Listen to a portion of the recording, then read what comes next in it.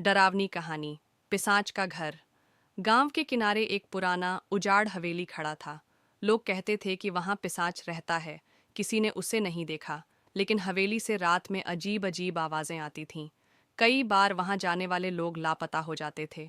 रवि और उसके दोस्त वीर और मोहन इस बात को मानने को तैयार नहीं थे। एक रात तीनों ने तय किया कि वो इस हवेली में जाएंगे और पता करेंगे कि सच्चाई क्या है। आधी रात को तीनों टॉर्च लेकर हवेली पहुंचे। जैसे ही उन्होंने दरवाज़ा खोला, वहां एक अजीब सी ठंडी हवा ने उनका स्वागत किया।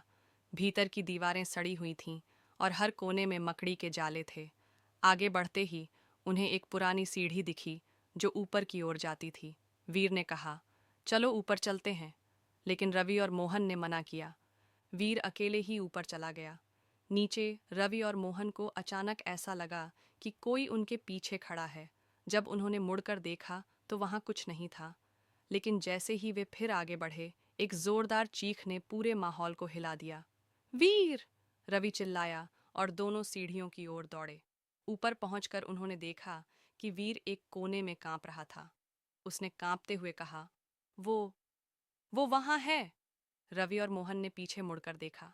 अंधेरे में एक काली परछाई थी जिसकी लाल चमकती आंखें थीं। वह धीरे धीरे उनकी ओर बढ़ने लगी। तीनों जान बचाने के लिए भागे, लेकिन दरवाजा खुद ब खुद बंद हो गया। हवेली अब पूरी तरह जीवंत हो चुकी थी। दीवारें खून से लथपथ लगने लगीं और फर्श से भयानक आवाजें आ रही थीं। आखिरकार किसी तरह उन्होंने दरवाजा तोड़ा और बाहर भागे।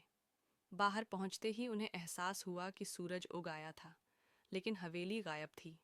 गांव लौटने के बाद वे समझ गए कि जो भी हवेली में जाता है, उसे पिशाच हमेशा के लिए डर के जाल में फंसा देता है। उस दिन के बाद रवि, वीर और मोहन ने कसम खाई कि कभी अंधविश्वासों को चुनौती नहीं देंगे। समाप्त।